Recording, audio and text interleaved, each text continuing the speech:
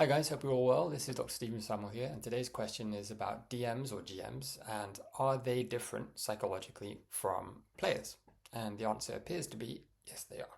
So these results came from a survey of 319 TTRPG players, all of whom volunteered, thank you very much, from various online forums like Reddit, like EN World and stuff like that. So these participants were given some statements that they were asked to agree or disagree with. Some of these statements came from the autism spectrum quotient. They were also asked how much time they spent DMing relative to playing. So one of the themes that emerged from this study was that there was a greater sense of social agility in those who spent more time DMing than playing. So what do I mean by that? So some of the statements that people who spent more time DMing tended to agree with were things like, I can keep track of many different people's conversations. Things like, I know when it's my turn to speak on a phone call. Things like, I know how to keep a conversation going. People who spent more time DMing than playing also felt that they understood better when someone was bored. Now, there were some left field associations here as well, or maybe not, depending on your point of view. So people who spent more time DMing reported being less disturbed by interruptions to their daily routine.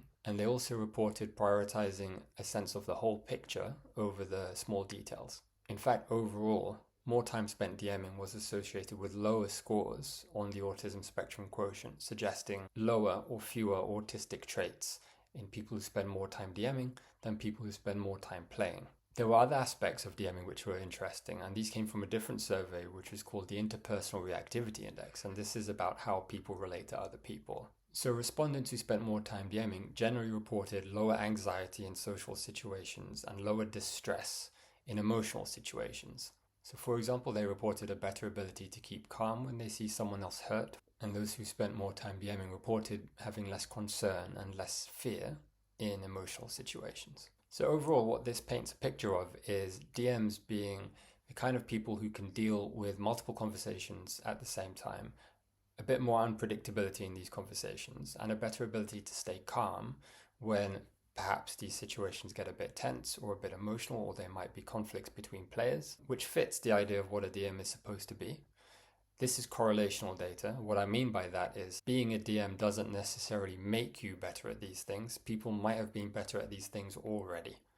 And that's what makes them choose to be a DM in the first place, or that's what makes the players prefer them to be a DM in the first place. So we can't say for certain that playing role-playing games trains these abilities in you if you practice being a DM. But it does suggest that there is a difference between players and DMs, on the other hand, psychologically speaking, the type of people that they are. And one question that comes to my mind is, what about that extra level, that third tier of people who design games, who build worlds? Are they going to be psychologically different from all of the above? And in fact, if you're a world builder but you're not a DM, like a J.R.R. Tolkien, for example, then maybe you don't need that social agility that DMs do, that people who are in front of people running the games. You need a different set of psychological skills from these people. And this is something I hope to learn more about in my research as I go forward with writing this book on the psychology of tabletop role-playing games, which should be out towards the end of this year. Plug over. That's all for today. Thank you very much for your attention, and a couple of interviews coming up hopefully later on this week. Take care.